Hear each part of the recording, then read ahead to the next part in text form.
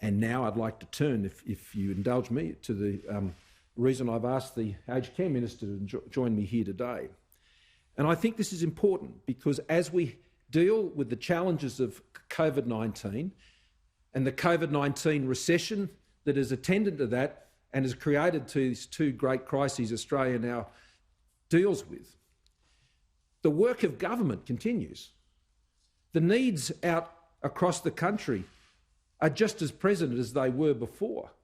And one of the most significant areas of need that we have been addressing as a government since the 2018-19 budget in particular has been the challenges of in-home aged care.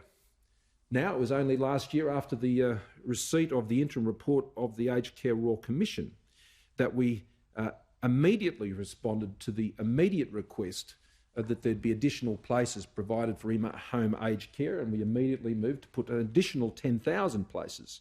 Today, I'm announcing with the Minister an additional 6,100 in-home aged care places, which will bring to an additional 50,000 places at a cost of some $3 billion that we have announced since the 18-19 budget.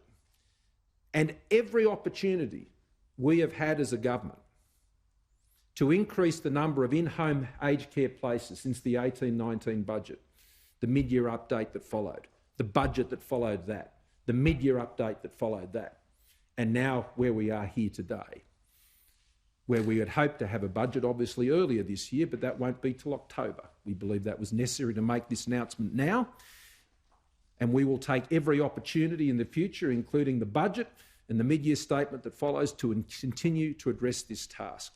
This is about ensuring that Australians as they age have greater choices, that families have greater choices.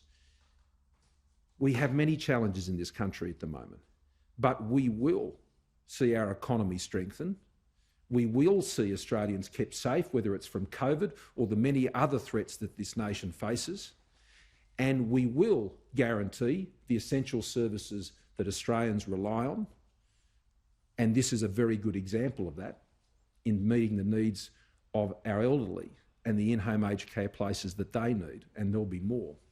And we will do that in a responsible budget management, which the Treasurer and the Finance Minister and I and other members of the Cabinet will continue to apply the discipline to, so we can meet all of those challenges. But with that, I'll ask Richard to make a few comments about the specifics, and then I'm happy to take your questions. Thanks, PM. So the additional 6,100 packages is evenly split between levels 1, 2 and 3 packages.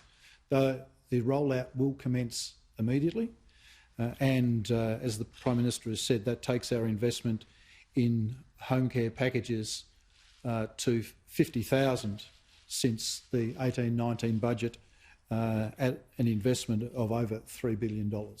And as the Prime Minister has said, it continues our commitment to providing choice for senior Australians in their age as they age, but also the opportunity for them to stay safe, be at home and age at home if that's their choice.